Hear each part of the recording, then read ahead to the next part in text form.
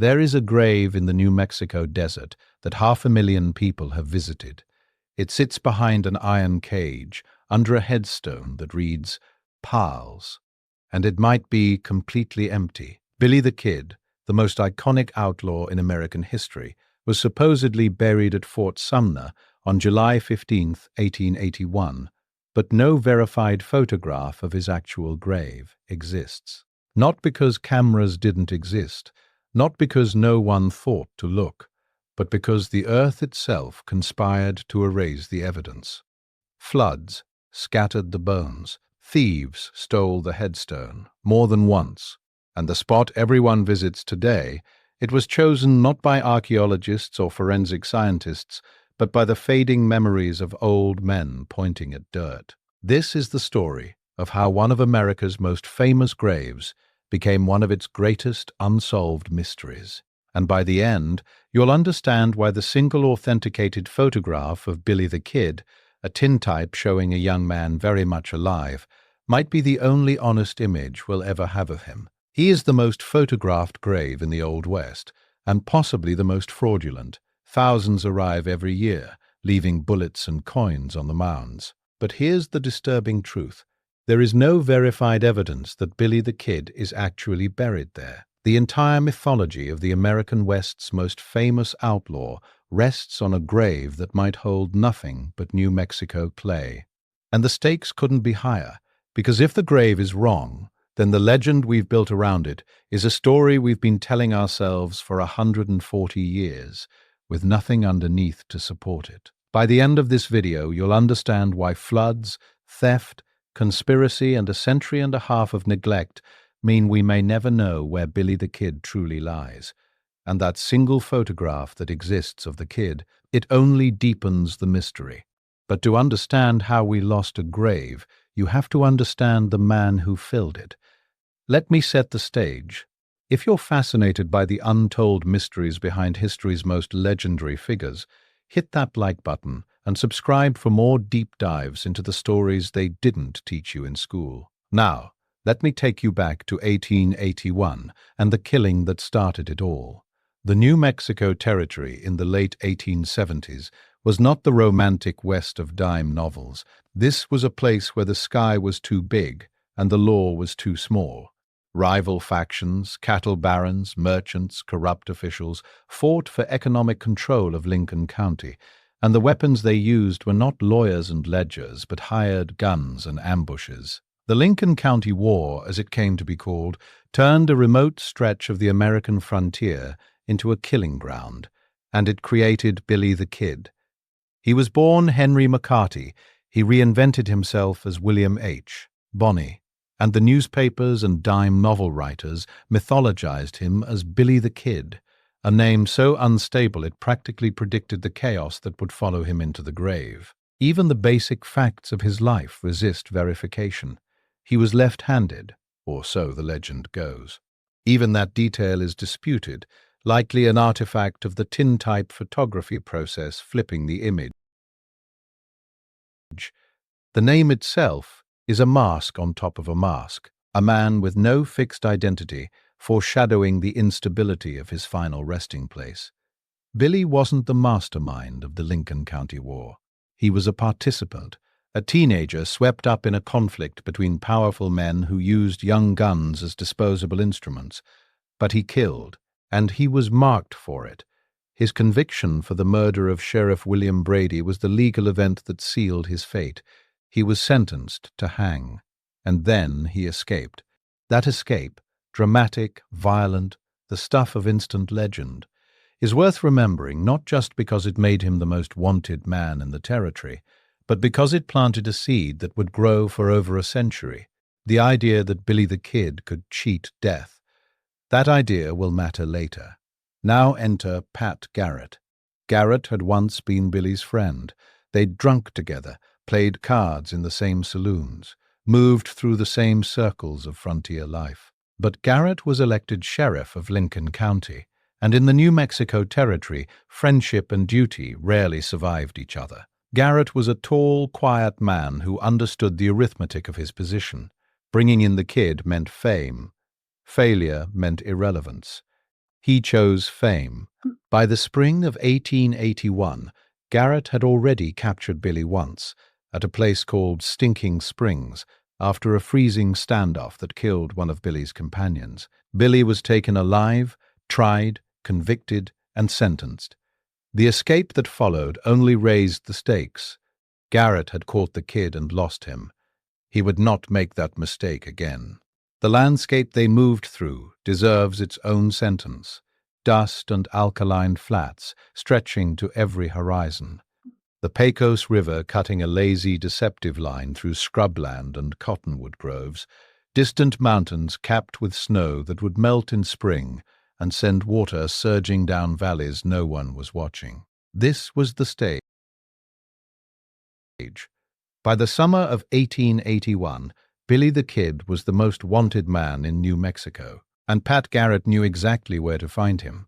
The question no one was asking, the question that would haunt historians for the next century and a half, was what would happen to the body. Fort Sumner Cemetery sits at the end of a road that bears the outlaw's name, 3501 Billy the Kid Road, New Mexico. The cemetery itself is older than the legend.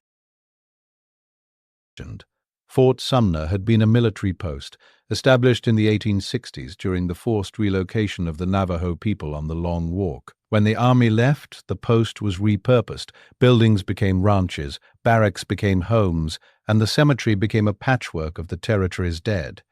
Soldiers, settlers, Navajo who had perished during their internment. Graves marked with wooden crosses that rotted in the sun. No master map, no surveyor's grid, just holes in the ground and the memories of those who dug them. The geography tells you everything you need to know about what would come. The cemetery occupies low ground in the Pecos Valley, within reach of the river that gave the valley its life. Cottonwoods line the banks. Alfalfa fields stretch in every direction, green against the tawny desert. It looks peaceful, almost idyllic if you don't understand what rivers do to low ground. The Pecos floods. It has always flooded.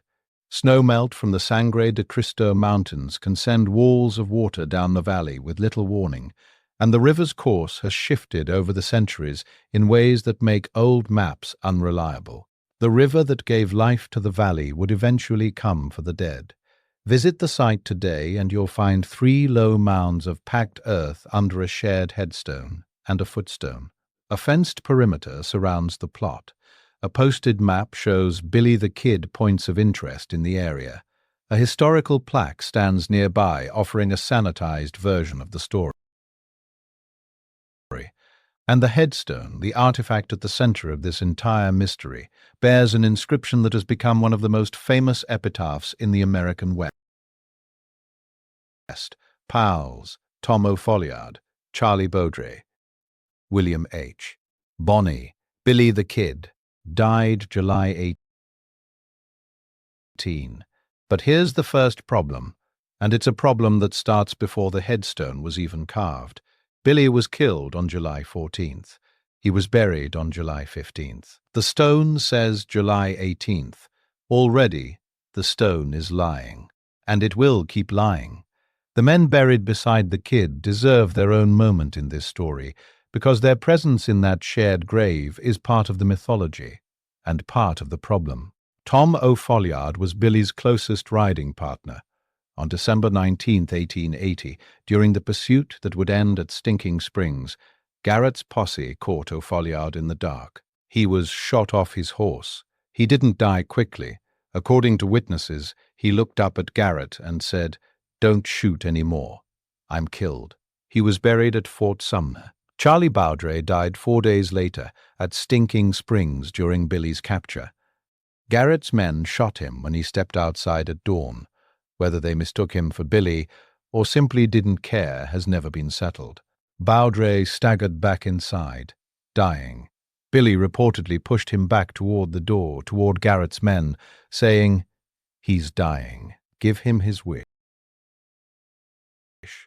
Whether that exchange is true or apocryphal, it's woven into the legend now, and it connects to the larger theme of this story, how myth contaminates fact until you can't separate one from the other. Bowdre, too, was buried at Fort Sumner. 7 months later, when Billy joined them in the ground, the three were together, pals in life, pals in death. Now, you might think, 3 men, 1 grave, 1 headstone. Simple enough. But nothing about Billy the Kid's death has ever been simple. The original markers, if distinct wooden crosses ever stood over each individual grave, rotted or vanished within years. The stone headstone that visitors see today is not original, it's a replacement. And it is not the first replacement. The cemetery was never well maintained. Fort Sumner was a small, remote community where the living had enough trouble caring for themselves, let alone the dead. Wooden markers splintered, iron fittings rusted. The desert wind scoured inscriptions off sandstone. This was never a secure resting place. It was a hole in the desert near a temperamental river, marked by a stone that would be stolen, flooded, and argued over for the next 140 years. The Pecos, meanwhile, ran its cycles. High water in spring, low water in autumn, each flood season subtly reshaping the land around the cemetery in ways that were invisible year to year, but catastrophic over decades. The stage was set, a fragile grave in a flood-prone valley, in a territory that was already forgetting its dead. All it would take was time, and the Pecos River, the night of July 14th, 1881. Fort Sumner. The air was warm, the kind of dry summer heat that lingers after sundown in the high desert. Billy was visiting. Some accounts say he came for a woman, others say for food, a simple meal at a friend's house. Whatever drew him there, it brought him to the doorway of Pete Maxwell's bedroom. Pete Maxwell was a local rancher, one of the area's most prominent figures, and his home sat within the old fort compound. Garrett was already inside. He had come to Maxwell's room to question him about Billy's movements, and he sat on the edge of Maxwell's bed in near total darkness, speaking in low tones. Billy walked in. The room was dark enough that neither man could see the other clearly. Billy noticed a figure on the bed. He paused, and he asked a question that has echoed through 140 years of American mythology. ¿Quién es? ¿Quién es? Who is it? In Spanish, the language of the territory, the language of the border, the language of a man who lived between worlds. Garrett recognized the voice. He did not hesitate. He drew his pistol and fired twice. 2 shots. Silence. 1 bullet struck Billy in the chest, just above the heart. The kid fell beside Maxwell's bed. He was 21 years old, or so the legend says. Even his age is disputed. Pete Maxwell scrambled off the bed and out of the room. The smell of gun smoke filled the enclosed space, acrid and heavy. And then there was nothing but the sound of Garrett's breathing, and the knowledge that the most wanted man in New Mexico was dead on the floor. In a territory where men died loud, in gunfights on dusty streets, in ambushes in canyon passes, Billy the Kid died in a bedroom, in the dark, asking a question he'd never get answered. And here's where the story most people know ends. Billy the Kid was shot, and he was buried. Case closed, except the case was never closed, because the grave was never secure. Garrett had hunted this man for months. He had killed someone who had once been his friend. The moment should have felt like triumph. Instead, by later accounts, Garrett seemed unsettled, almost hollowed out. The killing would define and eventually corrode his reputation. Some called him a hero. Others called him a coward who shot an unarmed man in a dark room. The man who killed Billy the Kid would spend the rest of his life trying to profit from that single trigger pull, and it would never be enough. The next day, July 15, 1881, the community buried Billy in a hasty ceremony in the old military cemetery, beside his old riding partners O'Folliard and Bowdre. No photograph was taken of the burial, no death mask was made. In an era when post-mortem photography was common, when families regularly posed with their dead as a final keepsake, no one documented Billy the Kid's last image. Or if someone did, The photograph has been lost to time so completely that its existence cannot be confirmed. The date discrepancy on the headstone now takes on fuller weight. The stone reads, "Died July 18th. Billy was killed on the 14th, buried on the 15th. The stone is wrong by at least 3 days. Was it a carver's error, a deliberate alteration meant to confuse, or simply the indifference of a community that had already moved on to the next crisis? Whatever the reason, it established a pattern that would define this grave for the next century and a half. From the very first marker, the record of Billy the Kid's resting place was unreliable. There was no official burial record, no surveyor's mark, no map of the cemetery with the exact plot noted. The grave existed because people remembered where they'd dug the hole, and memory, in the desert, erodes faster than stone. But here's what no one accounted for. The Pecos River was less than a mile away, and it was patient. Within years of Billy's death, the mythology was outpacing the facts at a gallop. Dime novels rolled off Eastern presses. Newspaper editors embellished and invented. Garrett himself co-wrote a book with a journalist named Ash Upson, turning the killing into a narrative of frontier justice. But the grave, the physical, actual grave, was not a monument. It was a patch of dirt in a neglected cemetery, the original wooden marker, if one ever stood distinctly over Billy's plot, rotted or vanished. The shared headstone bearing the word "Pals" would not be placed until years later, and the exact date of its installation is itself a subject of debate among historians, who can't agree on the evidence because there isn't enough evidence to agree on.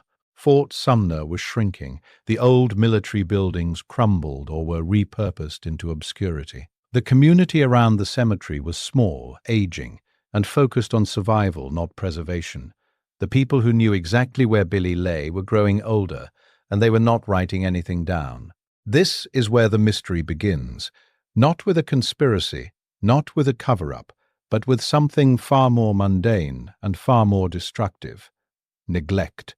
The grave was already vulnerable. The forces that would erase certainty, water, time, human greed, and the stubborn refusal to look, were already in motion. By the turn of the 20th century, Billy the Kid had been dead for nearly 2 decades. His legend was growing, his grave was disappearing. And then the river came. The Pecos River flood of the early 1900s was not a single dramatic event that makes for easy storytelling. It was a process, the accumulation of seasons, snowmelt from the Sangre de Cristos, storms that dumped water into a watershed already saturated. The river swelled, crested, and broke its banks, and the low-lying ground around Fort Sumner took the brunt. The old military cemetery was directly in the flood's path. What a flood does to a cemetery is not cinematic. It is quiet and total. Coffins, if coffins were used, and for many frontier burials they were not, are buoyant. Wooden boxes rise in saturated soil, crack, splinter, release their contents into moving water. Unboxed remains are carried by the current, rolled through mud, tangled with debris, mingled with the bones of neighboring graves. Headstones topple, footstones vanish. The landscape itself is rewritten in a single season of high water. Picture a cemetery after such an event, not blown apart, but rearranged. Bones shifted 6 inches, or 6 feet, or 600 yards downstream. Muddy water pooling in the depressions where graves once sat. Cottonwood branches lodged against fence posts, draped with the detritus of a river that had briefly claimed everything in its reach. The sucking sound of saturated earth giving way under the weight of a footstep. You would never know, looking at the aftermath, which bones belonged where. The specific impact on Fort Sumner's cemetery was devastating precisely because it was ambiguous. No one conducted a formal survey of the damage. No one catalogued which graves were intact and which had been disturbed. The community was small, the resources non-existent, the dead already half forgotten. But some accounts, passed down through local memory, and later investigated by historians, suggest that displaced remains from the cemetery were eventually gathered and reburied in a mass grave at the Santa Fe National Cemetery, 200 miles to the north. 200 miles, that's the distance between Fort Sumner and Santa Fe. If those accounts are accurate, Billy the Kid's remains may not rest in Fort Sumner at all. He may lie in an unmarked pit in Santa Fe, mixed with the bones of soldiers and settlers and Navajo, an outlaw buried among strangers, unidentified, unremarkable. The river didn't just flood the graveyard, it edited the historical record. Markers that survived were now in wrong positions relative to the remains beneath them. The geography of the cemetery, the communal understanding of which grave was where, was scrambled beyond reliable reconstruction. The reference points were gone, the map was redrawn by water, and no human hand corrected it. But the river wasn't the only thief. While nature was rearranging the dead, humans were stealing the evidence. The headstone, that stone reading Powell's, the only physical object connecting the grave to the identities of the men supposedly beneath it, has been stolen multiple times. The exact number of thefts is itself uncertain, which tells you everything about the state of the record. The first theft occurred at an unknown date, and the stone was eventually recovered. Then it vanished again. Imagine visiting a grave and finding it simply gone. Not the body, the marker. The one object that says, "This is where he lies," removed by unknown hands for unknown reasons. Souvenir hunters, pranksters, profiteers, no one knows. No one was ever caught. The response was practical and deeply ironic.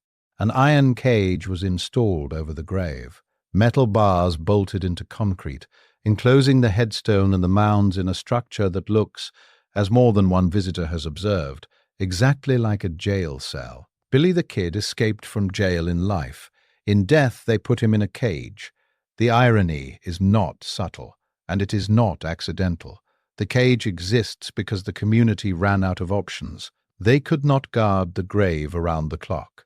They could not trust the public. So they imprisoned the dead. The cage itself has become the primary artifact of the site, more photographed than the headstone, more discussed than the mounds. Tourists press against the bars, slip coins and bullets through the gaps, sun-heated iron in the New Mexico summer, almost too hot to touch. Oxidized pennies wedged between the bars, green against rusted metal. Bullet casings standing upright on the dirt like tiny monuments to a violence that ended 140 years ago. But each theft of the headstone did something more insidious than temporarily removing a marker. Each theft disrupted the already fragile chain of provenance. When the stone was recovered and replaced, who decided where it went? Was it placed in exactly the original position? Was the original position even known with certainty by the time of the recovery? Every theft and recovery introduced another layer of uncertainty. The headstone became a game of telephone played in stone, each iteration a little less reliable than the last. People don't visit a grave at Fort Sumner.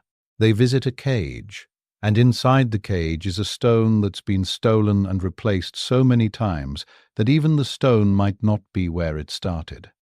And here's what makes it worse. The people who could have set the record straight were dying off.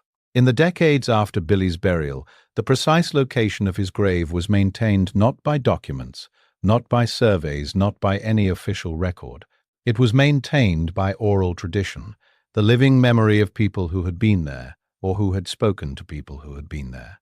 Old-timers in Fort Sumner who'd witnessed the burial or learned the location from those who had could walk you to the spot. But they didn't agree.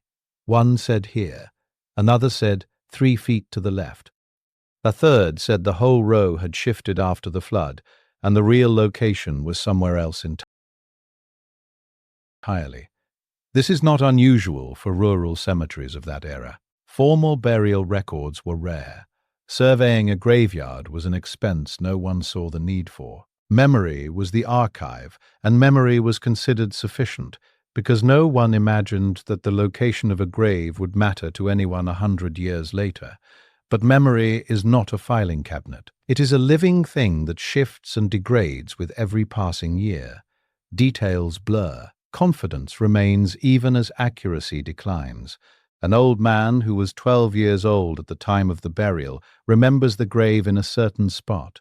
His neighbor, who was 15, remembers it differently. Neither is lying. Both believe they are right, and by the time anyone thought to ask them, there was no way to determine which memory, if either, was correct. As these witnesses died, through the early and mid-20th century, the living map of the cemetery died with them. By 1940, there was no one left alive who had seen the body lowered into the ground. The grave's location became a consensus, not a fact. The current site was settled on, and that phrase deserves emphasis. Not confirmed, not verified, not established through archaeological survey or forensic analysis. Settled on. A committee of locals and historians examined the available evidence, faded photographs, contradictory oral accounts, the landscape itself, and chose a spot it was the best guess anyone could make. And it became, by default, the truth. The grave stopped being a fact and became a belief. You can visit Billy the Kid's resting place today. You can stand over it. You can leave a coin or a bullet on the mound. But what you are really standing over is an agreement, a consensus, that this is probably where he is. Probably. The most famous outlaw grave in the American West, built on probably. Now, you might think, just dig it up. Open the grave. Use modern forensics, DNA analysis, dental records, ground-penetrating radar. Solve the mystery once and for all. And that brings us to the most maddening part of this entire story. No exhumation has ever been conducted at the site. No forensic analysis. No DNA testing. No ground-penetrating radar survey, at least none whose results have been made public. The technology exists. The question exists. The answer lies possibly 6 feet below the surface. And no one will look. The reasons are multiple, and each one compounds the others into an almost impenetrable wall of inaction. Legal obstacles come first. Who owns the remains? Who has legal standing to request an exhumation? New Mexico authorities have been consistently reluctant to authorize one tangled in questions of jurisdiction, descendant rights, and precedent. Cultural resistance comes second, and it may be the more powerful force. Fort Sumner's identity is built around that grave. The old Fort Sumner Museum sits nearby. Tourism depends on the mystique. The town's economy is woven into the legend. If you dig up the grave and find it empty, you don't just lose a body, you lose an industry. Then the conspiracy theories enter the picture and complicate everything further. Some claim Billy survived the shooting entirely and lived to old age.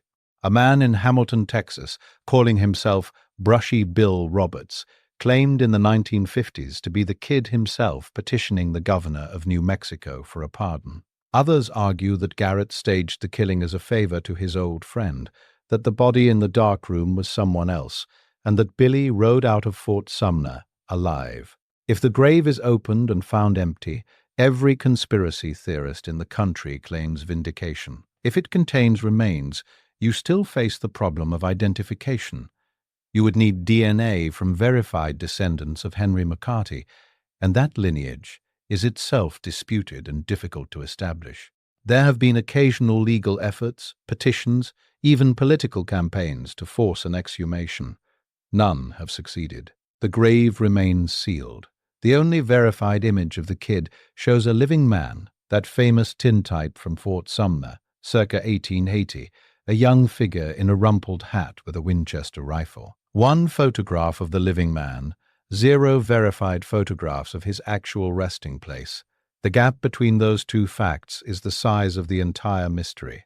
No exhumation, no DNA, no answers. We decoded the human genome. We can identify remains from a century-old battlefield with a fragment of bone, but we cannot, or will not, confirm that the most famous outlaw in American history is buried where we say he is. The battle for Billy the Kid's grave was over. The grave lost, But the story didn't end, because the myth was just getting started. Drive through the Pecos Valley today, heading toward Fort Sumner, and you pass through miles of nothing: alfalfa fields, scrubland, the occasional ranch gate, a sky so wide it makes you feel surveilled. Then you see the signs: a small parking area, a gravel path, and then the cage. The iron bars catch the light first, before you even register the headstone behind them. Visitors approach quietly, almost reverently, the way people approach any grave, except this one has a quality of theater about it that most graves lack. The cage dominates. The replacement headstone sits inside it, bearing its famous inscription. The three mounds are low, barely raised above the surrounding earth. A footstone marks the other end. Cottonwoods throw shifting shadows across the site. Wind moves through the branches with a sound like whispered conversation. The grave is rated 4.5 out of 5 by online reviewers. It is the most visited Old West outlaw burial site in America. People come from every state, from other countries, to stand at those iron bars and take photographs. They leave offerings, pennies, quarters, .45 caliber rounds pushed through the gaps in the cage, offerings to a man who might not be there, part memorial, part superstition, part performance.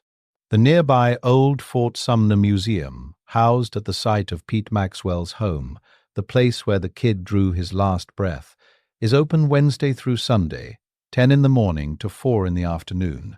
You can stand in the approximate location where Garrett fired his pistol, then walk a few hundred yards to the grave. The distance between death and burial is a few hundred yards. The distance between certainty and doubt is infinite. The uncertainty has spawned an entire ecosystem of competing claims, each feeding on the verification gap like organisms in a tide pool. The brushy Bill Roberts claim is the most famous, an old man in Texas insisting he was the kid, presenting a story detailed enough to be intriguing and flimsy enough to be dismissed.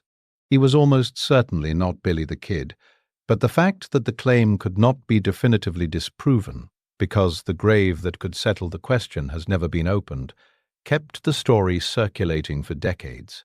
Then there is the Garrett conspiracy, the theory that the sheriff killed the wrong man or no man at all, and helped his old friend escape into anonymity. The darkness of that bedroom, the same darkness that makes the shooting feel cinematic, also makes it deniable. Garrett claimed he recognized the voice, but voices in the dark are unreliable witnesses. Every one of these theories exists because of the verification gap. If the grave had been documented at burial, marked precisely, maintained against floods, protected against theft, and eventually subjected to forensic analysis, none of these stories would have oxygen. The mystery is not that Billy the Kid might be somewhere else. The mystery is that we allowed the evidence to disappear. Consider Garrett's own fate. He parlayed the killing into brief fame and a co-authored book. He sought political appointments, chased respectability, traded on the single most famous act of his life, but the killing corroded his reputation as much as it built it.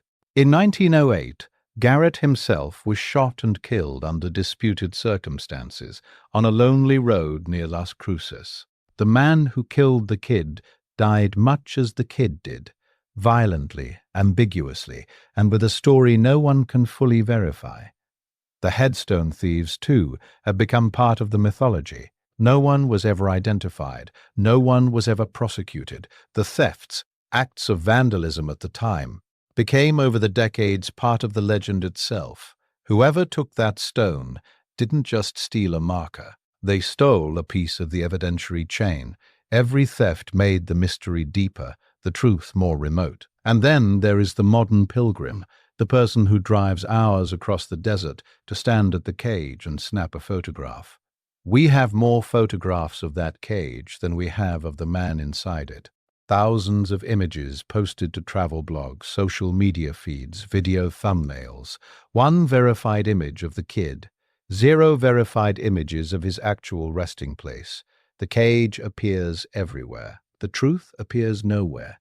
This is the paradox that draws people in. the transformation of a questionable grave into an unquestionable landmark. Billy the Kid's grave is not a historical site in the traditional sense. It is a belief system. You don't visit to learn a fact, you visit to participate in a myth. A grave chosen by memory, not by science, has become more powerful than any verified burial ever could be. The uncertainty is not a flaw in the experience, it is the experience. It is the reason the grave draws 500,000 visitors instead of a handful of historians. If they opened the ground tomorrow and found Billy's bones exactly where the headstone claims they are, the mystique would evaporate, the questions would stop, the conspiracy theories would wither, and Fort Sumner would become just another verified historical site. Interesting, but inert. The grave is famous because it might be wrong. Still no DNA, still no proof, still no exhumation, and increasingly it doesn't matter, not to the visitors, not to the town, not to the legend. The grave has become its own truth, a place where people go to honor a man who may or may not be beneath their feet, and who may or may not have been the man the dime novels described. Billy the Kid's bones may lie in Fort Sumner. They may lie in a mass grave in Santa Fe, mixed with soldiers and strangers. They may rest in Hamilton, Texas. They may have washed down the Pecos a century ago and come to rest in a sandbar miles from anywhere. We don't know. And America, a nation built on the mythology of its frontier, seems content not to know. 500,000 visitors, thousands of photographs, coins and bullets piled on the dirt. And beneath it all, maybe Billy the Kid, maybe not. The grave that everyone visits and no one can verify. That is the final joke of the American frontier. Even the dead can't be trusted to stay where you put them. If this story made you think twice about what we really know about history, consider subscribing. There are more stories like this. Legends built on shaky ground, myths that crumble when you look too close.